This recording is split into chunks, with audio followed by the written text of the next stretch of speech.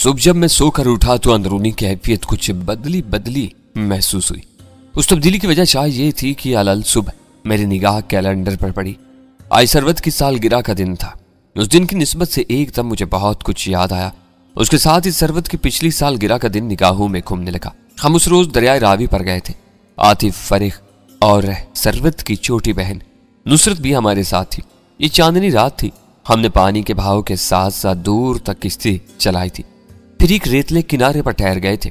बाकी लोग एक दूसरे के पीछे भागने लगे थे। हम उनकी अटकलियों से जरा दूर दरिया के किनारे बैठ गए थे। दरिया के पसे मंजर में चांद के उभरने का मंजर दिलावेज था। सरवत ने टेप रिकॉर्डर पर अपना पसंदीदा गीत लगा दिया था, मुझे दिल से ना भुलाना चाहे रोके ये जमाना, तेरे बिन मेरा जीवन कुछ नहीं कुछ नहीं। उसके साथ ही उसने अपना हाथ बड़ी नरमी से मेरे हाथ के पुष्ट पर रख दिया था। उसके लंबे खुशबूदार बाल गीली हवा से उड़ रहे थे और मेरे चेहरे को छू रहे थे। इस माहौल में उस गीत ने जो असर किया वो बयान से बाहर था। पता नहीं क्यों मुझे लगा कि वो जहां कहीं भी है मेरी ही तरह आज के दिन को याद कर रही है। नम रेत, दरिया की लहरें और उभरते हुए चांद की किरणें उसके तस्वुर में भी चमक रही हैं और शायद वो गीत आज भी उसकी जुबान पर है। मुझ दिल से ना भुलाना चाहे रोके ये समाना।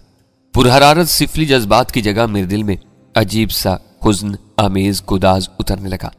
आरसा की चमकीली भूरी आंखों की जगह सरवत की स्याह झील आंखें निगाहों में घूमने लगी। उन आंखों का तो कोई मुकाबला नहीं था।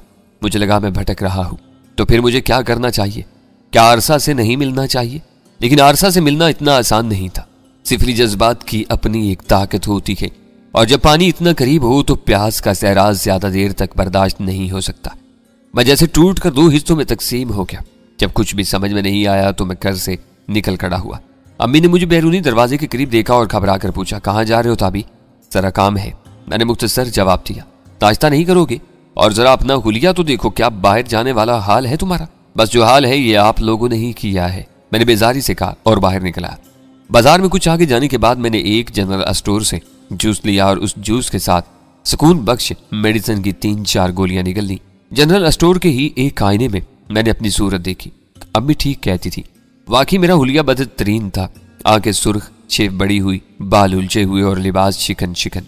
मैं घर से तकरीबन 1 किलोमीटर दूर एक पार्क में जाकर बैठ गया। यह पार्क पहले काफी वसी था लेकिन अब बेशुमार दूसरे पार्कों की तरह इसे भी एक तरफ से कब्जा ग्रुप के इफरीत ने निकलना शुरू कर दिया था। मैं एक दरख्त से टेक लगाकर बैठ गया और इस तूफान के लहरों में से अपने दिल की किश्ती को निकालने की कोशिश करने लगा जिसने मुझे चारों तरफ से घेर लिया था। खड़ी की सुई आहिस्ता आहिस्ता 11 के हिस्से की तरफ बढ़ रही थी। प्रोग्राम के मुताबिक आरसा ने 11 बजे मुझसे मिलने आना था। इस मुलाकात का मतलब मैं अच्छी तरह समझता था और वो भी समझती थी। शायद वो अपनी समझ बूझ के मुताबिक मुझे अपना इस कदर आदी बना देना चाहती थी कि मैं उसकी गिरफ्त से निकल ही ना सकूं। लेकिन यहाँ सवाल यह था कि क्या मैं उससे ये रंगीन और संगीन मुलाकात कर सकता हूँ? ये एक जानलेवा कशमकश थी। नफ्सियाती लज्जत की मंजिल बिल्कुल सामने थी लेकिन मोहब्बत एक गहरी धुन में घिरी हुई थी और बहुत दूर दराज की चीज नजर आती थी। मैं एक दुराहे पर था और अपनी ही हिद्दत से पसीने में शराबूर हुआ जा रहा था। कड़ी की मुतहर्रिक सुइयां 11 के हिस्से पर पहुंच गई थी मगर मैं किसी फैसले पर नहीं पहुंच सका। सुकून आवर गोलियों के असर से हाथ पांव भारी हो रहे थे। एक अजीब खुद फरामोशी की सी कैफियत थी। अचानक मैं चौंका। पार्क के आखिरी सिरे पर जहां एक प्लाजा के लिए खुदाई वगैरह का काम हो रहा था मुझे एक जानी पहचानी सूरत नजर आई। मेरे रगों में लहू सनसना उठा।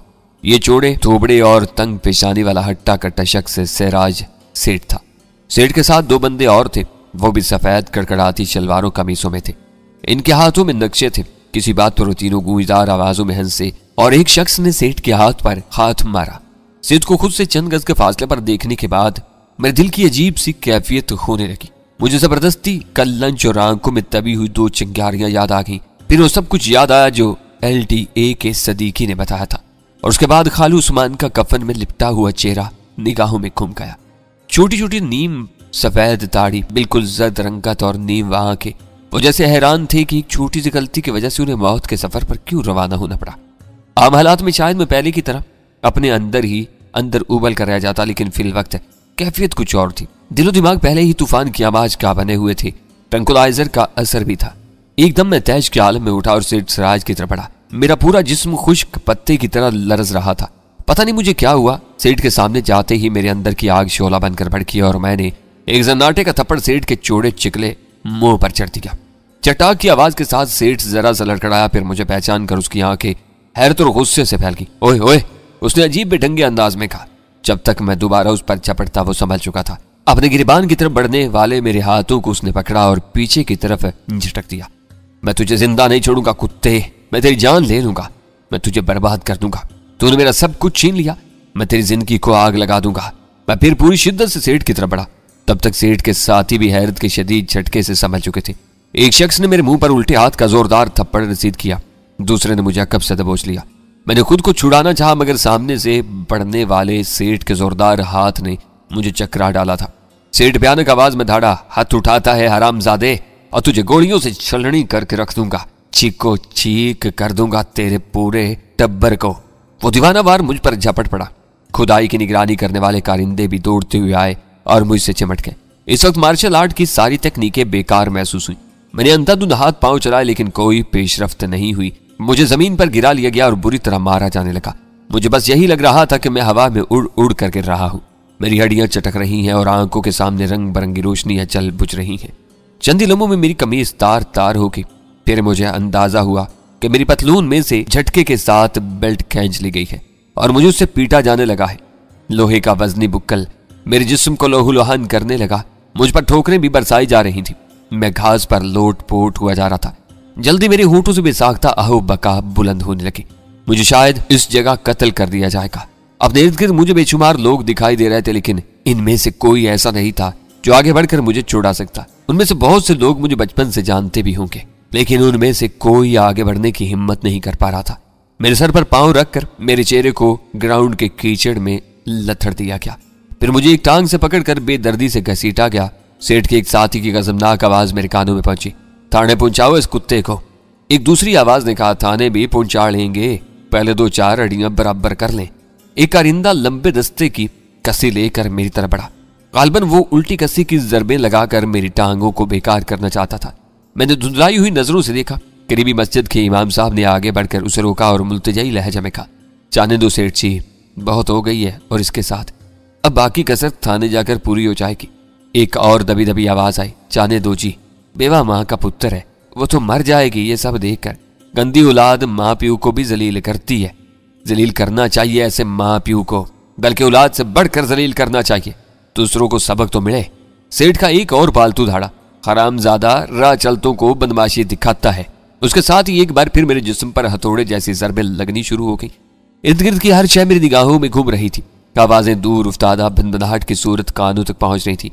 एक गाड़ी करीब आई और मुझे सख्त जमीन पर घसीट कर गाड़ी में फेंक दिया गया। ये एक स्टेशन वैन थी। इमाम साहब गालबन अभी तक मिन्नत समाजत कर रहे थे कि मुझे पुलिस के हवाले न किया जाए। बहरहाल गाड़ी मुझे लेकर रवाना होगी। सर से बहने वाला खून मेरी आंखों में भर चुका था। मैं किसी जानवर की तरह 2 निशिस्तों के दरमियान खला में फंसा हुआ था। सेठ की एक मुलाजिम की आवाज आई। गालबन वो सेठ को मशवरा दे रहा था, कोराया साहब के गोदाम में ले जाओ जी इसे, 8-10 घंटे के लिए उल्टा लटकाते हैं, सारी बदमाशी नाक के रास्ते बाहर आ जाएगी। जवाब में भिनभिनाहट से सुनाई दी। शायद लोग कुछ मशवरा कर रहे थे। मशवरा तवील हुआ। मुझे अंदाजा हुआ कि मेरी जान बख्शी के बारे में सोचा जा रहा है। स्टेशन वैन एक जगह खड़ी होगी। उन लोगों ने मुझे उलट पलट कर देखा, मेरी चोटों और जख्मों का मुआयना किया।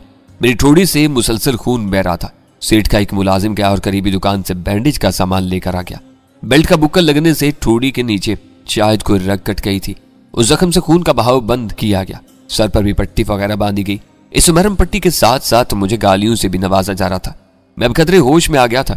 सेठ ने अपने भारी भरकम हाथ से मेरा गिरेबान दबोचा और फुनकारा, तुझे माफी दे रहे हैं कक्का, अगर फिर ऐसी हरकत करेगा तो लाश किसी कट्टर शटर से मिलेगी, और अभी पूरी माफी भी नहीं दे रहे हैं, समझो थोड़ा सा वक्फा दे रहे हैं। मुझे घसीट कर उठाया गया और गाड़ी से बाहर फेंक दिया गया। ये बाजार से जरा हटकर चंद खाली प्लाट थे। स्टेशन वैन का दरवाजा बंद करने से पहले सेठ ने फिर कहा, अगर पुलिस के पास जाने का शौक है ना तो वो भी पूरा कर ले, पर चंगा यही है कि मजीद चित्तर खाने का इंतजाम न कर। फिर स्टेशन वैन का सफेद दरवाजा स्लाइड करके बंद हुआ और वैन तेजी से चलती हुई नजरों से उछल होगी। 1-2 राहगीर मुझे हैरत से देख रहे थे। जब पतलून में से झटके के साथ मेरी बेल्ट निकाली गई थी तो पतलून का हुक भी टूट गया था। अब पतलून मेरी कमर से नीचे खिसक चुकी थी। अंडरवेयर के सबब मैं बरहनगी से बचा रहा था। कमीज तो तार तार थी, लेकिन बुनियाद अभी जिस्म पर मौजूद थी। एक शख्स ने हमदर्दी के लहजे में कहा, की गल है भाई साहब, कोई झगड़ा वगैरह हो गया? मैंने उस बात में सर हिलाया। मेरी आंखों से 2 आंसू टपक गए। एक रिक्शा वाला, एक मोटरसाइकिल सवार भी मेरे करीब रुक गए थे। मैं अब उठ खड़ा हुआ और पेंट को एक तरफ से उड़स लिया।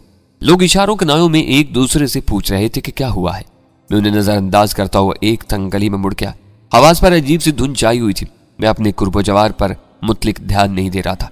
करीबन 1 फरलांग आगे जाने के बाद मुझे पहली बार अंदाजा हुआ कि चप्पल मेरे पांव से निकल चुकी है और मैं नंगे पांव हूं। लोग मुझे हैरत से देख रहे थे, लेकिन मैं चलता रहा। जिस्म पर कई चोटें थी, लेकिन पता नहीं क्यों तकलीफ का एहसास ज्यादा नहीं था। शायद इस एहसास पर जिल्लत और शर्मिंदगी का एहसास गालिब आ गया था। चलते चलते मैंने पतलून की जेब टटोरी। एक जेब में 150 रुपए मौजूद थे। बाजार के आखिरी सिरे पर मुझे एक शूज स्टोर नजर आया। यहां से मैंने हवाई चप्पल खरीदी। अपनी चोटों के बारे में मैंने दुकानदार के सवालों के गोल मोल जवाब दिए और खुद को घसीटता हुआ आगे बढ़ता रहा। यह मुगलपुरा का इलाका था। सामने रेलवे लाइन नजर आ रही थी। रेलवे लाइन को देखकर ख्याल गुजरा के लोग इस पर लेटकर खुदकुशी भी तो कर लिया करते हैं, तो क्यों ना मैं भी आज यहाँ किसी भारी भरकम ट्रेन के सामने लेटकर अपनी जिंदगी को मौत के अंधेरों में डुबो दूं। बेशक मौत एक खौफनाक चीज है, लेकिन कुछ देर पहले की जिल्लत और रुसवाई छीलने के बाद मुझे मौत एक आम सी चीज लगी थी। एक गहरी तारीकी जो हर किस्म के एहसास से पीछा छुड़ा देगी और मैं किसी अनदेखे फासले पर चला जाऊंगा। कुछ ही फासले पर पुलिस स्टेशन का साइन बोर्ड देखकर मैं चंद लम्हे के लिए रुक गया। ख्यालात का धारा दूसरी तरफ मुड़ गया। क्या मैं पुलिस स्टेशन चला जाऊं, वहां फरियाद करूं और इंसाफ मांगूं? लेकिन क्या वहां इंसाफ मिल जाएगा? इंसाफ को मुझ तक और सरवत तक और खालूस मान तक पहुंचने दिया जाएगा? यह सवाल ज़हन में आते ही मोटी गर्दन और चौड़े थोबड़े वाला सेठ सिराज अपनी तमाम तरखबासत के साथ मेरे पर्दा तसव्वुर पर उभर आया। और वो अकेला नहीं था, उसके साथ उस तरह के ग्रांडियल और किड़किड़ाती शलवार कमीजों वाले लोग भी थे। उन सब ने जैसे बायक जुबान कहा, जितना तड़पो पड़कोगे कक्का उतना ही पंसते जाओगे। पुलिस के पास जाना है तो जाओ, लेकिन पता चल जाएगा कि वहां क्या भाव बिकती है। अभी तो सिर्फ तुम्हारी मिट्टी प्लीद हुई है, फिर बात तुम्हारे घर तक पहुंचेगी। तुम्हारी औरतों को भी थाने कचहरी में घसीटा जा सकता है। थाने का साइन बोर्ड मेरी निगाहों से धुंधला गया था। मैंने रेलवे लाइन पार की और दूसरी तरफ आ गया। एक तरफ खस्ता हाल सा क्रिकेट ग्राउंड था। इसमें बैठने के लिए सीमेंट की सीढ़ियां सी बनी हुई थी। मैं उन सीढ़ियों पर बैठ गया। सोचने लगा कि मेरे घर तक यकीनन ये खबर पहुंच चुकी होगी। मेरे घर वालों ने और मोहल्ले वालों ने इस वाकया को किस तरह लिया होगा। तमाशबीन टाइप लोगों ने इस खबर को क्या क्या मिर्च मसाले लगाए होंगे। एक बार फिर दुनिया के दुखों से छुटकारा पा जाने का ख्याल जहन में जोर पकड़ने लगा। वो जिसके साथ जीने के इरादे थे वो हमेशा के लिए जा चुकी थी। नौकरी भी आजकल में छूटने वाली थी। बदतरीन जिल्लतों ने घेरे में ले लिया था, तो फिर जिंदा रहकर क्या करना था? बस एक पुरसकून सा अंधेरा हो जिसमें डूब जाऊं और हमेशा के लिए हर फिक्र से आजाद हो जाऊं। मैं रेलवे लाइन को देखता रहा। अपनी ही सरकटी लाश मेरे तस्वुर में आई, तड़पती और फड़कती हुई, खचकोलों के साथ खून उगलती हुई। क्या मैं इस तरह खुशकां होकर मर सकूंगा? फिर मेरा ध्यान दूसरे जराए की तरफ जाने लगा। मैं बेइंतहा संजीदगी से किसी ऐसे तरीके के बारे में सोचने लगा जो मुझे आसानी के साथ इस दायमी और पुरसकून अंधेरे में पहुंच जाते। क्या बहुत सारी गोलियां फांक कर लेट जाऊं और किसी और दुनिया में पहुंच जाऊं? यह ख्याल बेहतर महसूस हुआ। अभी जेब में कुछ रुपए मौजूद थे। मैं उठा और लंगड़ाता हुआ फिर रेलवे लाइन की तरफ बढ़ा। रेलवे लाइन क्रॉस करके एक बार फिर बाजार में दाखिल हो गया। कुछ फासले पर दवाइयों की एक दुकान नजर आई। साफ सुथरी दुकान थी। बाहर गार्ड खड़ा था। मैं अंदर चला गया। मैंने ट्रंकुलाइजर मांगा। सेलमैन ने मुझे सरतापा देखा, फिर मालिक दुकान की तरफ देखा। मालिक दुकान भी मुझे ही देख रहा था। उसने खुश्क लहजे में कहा, नहीं है भाई। मैं चंद लम्हे तजब्जुब में रहा, फिर गंदम में रखने वाली गोलियों के बारे में पूछा। इस मरतबा दुकानदार के चेहरे पर वाज़ेह तौर पर झंझलाहट और गुस्सा नजर आया। उसने मेरी तरफ देखे बगैर दुरुस्त लहजे में कहा, नहीं, हम नहीं रखते गोलियां। मुझे लगा कि मैंने कुछ और पूछा तो मुझे धकेल कर बाहर निकालने की कोशिश करेगा। यकीनन मेरा अबतर हुलिया हर किसी को चौंका रहा था। मैं वापसी के लिए मुड़ा। इस वक्त मैंने अपने अक्ब में एक शख्स को देखा। मुझे लगा कि मैंने उसे थोड़ी देर पहले क्रिकेट ग्राउंड की टूटी फूटी सीढ़ियों पर भी देखा था। एक बार शायद हम दोनों की नजरें भी मिली थी। मैं बाहर निकला तो उस शख्स भी मेरे पीछे आ गया। मैं किसी और दुकान की तलाश में लंगड़ाता हुआ आगे बढ़ने लगा। 2-3 मिनट बाद मैंने देखा को बदस्तूर मेरे पीछे था। अब शुबे की कोई गुंजाइश नहीं थी। वो मेरे पीछे आ रहा था। वो क्या चाहता है, मैंने सोचा। फिर एकदम मैंने सारे ख्याल ज़हन से झटक दिए। मैं क्यों इर्द गिर्द के बारे में सोचूं? जब मैं वैसे ही सब कुछ छोड़ रहा हूं, हर शय से दूर जा रहा हूं, तो फिर क्यों अपना दिमाग खपाऊं? इस वक्त मेरे ज़हन में बस एक ही बात थी। मैं जल्द अज जल्द उस पुरस्कून अंधेरी की पनाह में चला जाऊं जो मुझे अपनी तरफ बुला रहा है। और हकीकत यही है कि मेरा मरकज़ी निगाह वो अंधेरा ही था। बाकी की हर शय निगाहों में धुंधलाई हुई थी। हर मंजर जर्द जर्द और दूर उफ्तादन नजर आता था। आवाजें बिनबनाहट की सूरत में थी। मेरे इर्द गिर्द चलते, हंसते, मुस्कुराते और बातें करते लोग जैसे किसी और ही दुनिया से ताल्लुक रखते थे। अचानक एक हाथ मेरे कंधे पर आया। मैंने मुड़कर देखा, वो मेरे पास खड़ा था। वो करीबन मेरा ही हम उम्र था। उम्र 23-24 साल रही होगी। चेहरा रोशन, आंखें चमकीली और शाने काफी चौड़े थे। उसके लबों पर एक ऐसी अलवही मुस्कुराहट थी जो नजर नहीं आती थी, बस महसूस की जा सकती थी। क्या बात है? मैंने तुरंत कर पूछा। तुमसे कुछ कहना है, वो हमवार दिलकश आवाज में बोला। कहो। यहाँ नहीं, तुम थोड़ी देर के लिए मेरे साथ आओ। मैं कहीं नहीं जा सकता। मेरा लहजा मजीद खुश्क हो गया। मेरा अंदाजा था कि तुम यही कुछ कहोगे। तुम बहुत परेशान लग रहे हो। बल्कि वो कहते कहते खामोश हो गया।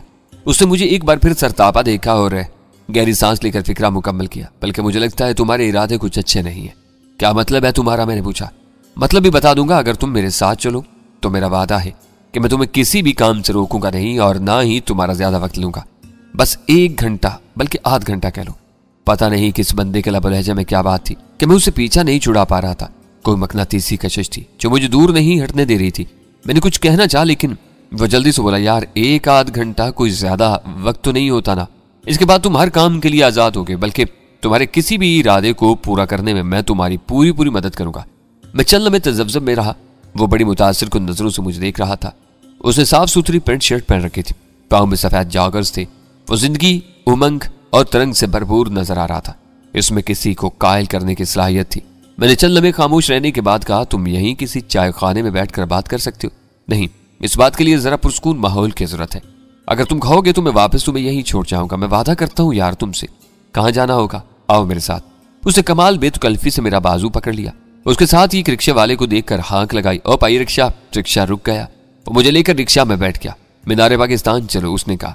अब दोपहर होने वाली थी। हम ट्रैफिक के इज़्दिहाम से गुजरते, धुआं फांकते और हचकोले खाते तकरीबन 1.25 घंटे में मीनारे पाकिस्तान पहुंच गए। रास्ते में हम तकरीबन खामोश ही रहे थे। मीनारे पाकिस्तान को देखकर वो मेरी तरफ झुका और मुस्कुराते हुए लहजे में तभी आवाज के साथ बोला, वैसे खुदकुशी करने के लिए ये भी अच्छी जगह है यार, लोगों ने काफी फायदा उठाया इससे। मैंने चौंक कर उसकी तरफ देखा, फिर बेजारी से मुंह फेर लिया और रिक्शा से बाहर देखने लगा। वो गालबन अपने फिक्रे पर खुद ही मुस्कुराता रहा। उसकी मुस्कुराहट बड़ी अजीब थी। वो नजर को अपने अंदर जज्ब कर लेती थी। अब इस समर में शुबे की कोई गुंजाइश नहीं रही थी। को मेरी ज़हनी कैफियत से आगाह है और मेरे खतरनाक इरादे से भी कुली तौर पर बेखबर नहीं है। मेरा यह अंदाजा दुरुस्त था कि जब मैंने मेडिकल स्टोर में जाकर बेढंगे तरीके से गोलियां वगैरह मांगी थी, वो मेरे बिल्कुल करीब मौजूद था और मेरी बात सुन रहा था। उससे पहले वो खस्ता हाल क्रिकेट ग्राउंड में भी मेरी हरकतों सकनात मुलायजा कर चुका था। कहीं ये कोई खुफिया पुलिस वाला तो नहीं? मैंने सोचा। मुझे मालूम था कि खुदकुशी या इकदाम खुदकुशी जुर्म है और काबिल दस्त अंदाजी पुलिस से। कहीं ये बंदा मुझे थाने वगैरह तो नहीं ले जा रहा था। इसी दौरान उसकी शीरीं आवाज मेरे कानों में पड़ी। वो एक बार फिर मेरी तरफ झुका और मध्यम लहजम बोला, लगता है मेरी बात तुम्हें बुरी लगी है, माफ कर दो ना यार। मैं तो एक जनरल बात कर रहा था। हम कहाँ जा रहे हैं? जा नहीं रहे, पहुंच गए। वो सामने बिजली का ट्रांसफार्मर देख रहे हो, वहीं रुकना है। तब उसने यही बात रिक्शे वाले को भी बता दी। रिक्शे से उतरकर उसने किराया दिया, साथ में 20 रुपए टिप भी दे दी। रिक्शा वाला सलाम करके रुखसत हुआ। हम रावी रोड के एक बारोने के इलाके में ताकिल हुए। या रहायशी मकानात थे और इक्का दुक्का दुकानें भी थी। या मेरे उस साथी को कई लोग पहचानते थे। 2-4 लड़कों ने उसे हीरो भाई कहकर सलाम किया। 2-3 दुकानदारों से भी उसकी अलैक सलैक हुई। लगता था कि वो यहाँ खासा हर दिल अजीज है। लोग मेरे हुलिये को भी ताज्जुब से देख रहे थे, लेकिन किसी ने कोई सवाल नहीं किया। फिर एक थड़े पर बैठे अधेड़ उम्र शख्स ने कहा, हीरो पुत्र है, तेरी मासी याद कर रही थी तुझे, एक चक्कर करका लगा आना। हाँ चाचा आऊंगा, मैं जैतून का तेल लाया हूं उनके लिए, उनके घुटनों को बड़ा फायदा देखा। चाचे के करीब बैठे एक नीम बैरी शख्स ने कहा, खातून का तेल? ये खातून का तेल क्या होता है? खातून का नहीं, जैतून का तेल वड्डे पाजी। मेरे साथी ने वजाहत की। चाचा ने मुस्कुराते हुए अपने नीम बहरे दोस्त को छेड़ा, 2 खातूनों का तेल तो तुम निकाल चुके हो, वो दोनों बेचारी कब्रिस्तान में। अब भी तुम्हें खातून ही सुनाई दिखाई देता है, कुछ खुदा का खौफ कर नजीरे। मेरा साथी मुस्कुराया और उसकी मुस्कुराहट ने एक बार फिर अपने इर्द गिर्द चमकीली शुआएं सी बखेर थी। वो नीम बहरे नजीरे के कंधे पर हाथ रखकर बोला, बड़े पाजी को खुदा का खौफ है चाचा, इसीलिए तो वो तीसरी शादी की बात करते हैं, वरना लोग आजकल क्या क्या गुल नहीं खिला रहे। फिर उसने नजीरे का कंधा थपकते हुए कहा, बड़े पाजी आप फिक्र ना करें, अगले हफ्ते आपको म्यू अस्पताल ले जाऊंगा। वहां एक डॉक्टर अपना पुराना पक्का वाकिफ है, उससे आपके दोनों कानों की ओवरहालिंग कराते हैं। नजीरे के चेहरे पर खुशी नमूदार हुई। मैं कई दिन से सोच रहा था कि तुझसे ये बात कहूं, अब तुमने खुद ही कह दिया, अल्लाह तुझे जाती दे, तू बड़ा ख्याल रखता है हम सबका। लो बड्डे पा, अब आपने बेगानों जैसी बातें शुरू कर दी, बस मैं चला, मेरे साथी ने कहा और मेरा बाजू थाम कर आगे बढ़ गया। छत पर खड़े एक लड़के ने जोर से कहा, हीरो भाई कैच। उसके साथ ही उसने एक सेब उसकी तरफ उछाल दिया। उसने सेब कैच किया और उसे कचर कचर खाता हुआ एक कोठी नुमा घर के दरवाजे पर आन खड़ा हुआ। जेब से चाबी निकालकर उसने दरवाजा खोला। गैराज में एक अजीब वजह की मोटरसाइकिल खड़ी थी। वो मुझे बरामदे से गुजार कर अंदर ले आया। यहाँ चारों तरफ बेतरतीबी थी, जैसे देखने में अंदाजा हो जाता था कि इस घर में औरत का गुजर नहीं है। बहरहाल घर में सारी सहूलतें मौजूद थी। ये तकरीबन 10 मरले का घर था और अच्छा बना हुआ था। अगर यहाँ सलीका और तरतीब होती तो ये खूबसूरत नजर आता। इसी दौरान में पड़ोस की तरफ से आवाज आई। किसी शख्स ने दीवार के ऊपर से हीरो भाई कहकर पुकारा। वो जी जाहिद भाई कहता हुआ बगली राहदारी में चला गया। पड़ोसी ने पूछा, ये आपके साथ कौन है? अपना दोस्त है जाहिद भाई, समझे बचपन का दोस्त। इसे क्या हुआ है? काफी चोटें लगी हुई हैं। दरअसल अभी कुछ देर पहले ही लाहौर स्टेशन पर ट्रेन से उतरा है। स्टेशन की सीढ़ियों से फिसल कर गिर गया। खुदा का शुक्र है कि कोई हड्डी वगैरह नहीं टूटी। हीरो ने बड़ी रवानी से कहा। डॉक्टर को दिखाया? हाँ, बैंडेज वगैरह करवाई है। कुछ देर बाद हीरो मेरे सामने था, चेहरे पर वही मकनतीसी मुस्कुराहट लिए। मैंने गहरी संजीदगी से कहा, हाँ अब बताओ क्या कहना चाहते हो तुम? नहीं, इस तरह नहीं। पहले तुम्हें अपना हुलिया ठीक करना होगा, कपड़े बदलने होंगे और कुछ खाना पीना होगा। मैं तुम्हारी सूरत देखकर बता सकता हूँ कि तुमने अभी तक नाश्ता भी नहीं किया है। देखो मुझे नाश्ते वगैरह की बिल्कुल जरूरत नहीं। तुम अच्छा चलो ठीक है, लेकिन जरा अपना यार हुलिया तो दुरुस्त कर लो। देखो ये तुम्हारी बुनियान भी अब खून से दागी होने लगी है। मैं उसे रोकता ही रह गया, मगर वो साबुन तौलिया लेकर आ गया। उसने इसरार के साथ मेरा मुंह धुलवाया, मेरी ठोड़ी की ताजा बैंडेज अपने हाथ से की और मेरे एक जख्मी पांव पर भी पट्टी बांधी। फिर वो मेरे लिए अपना एक इस्त्रीशुदा जोड़ा ले आया। पतलून के अंदर बेल्ट वगैरह भी मौजूद थी। मेरे इनकार की परवाह किए बगैर उसने मुझे बाथरूम में धकेल दिया। मैंने बाथरूम में कपड़े बदले। कपड़े बदलते हुए जिस्म के मुख्तलिफ हिस्सों से टीसें उठी। चोटें ठंडी हो चुकी थी और जोड़ जोड़ दुख रहा था। मैं बाहर आया तो वो मेज पर खाने पीने की अशिया सजाए बैठा था। पनीर के टुकड़े, चिकन रोल, गोल्ड टी और ऑरेंज जूस वगैरह। उसने बहुत इसरार किया, मगर इस बार मैंने उसकी नहीं मानी।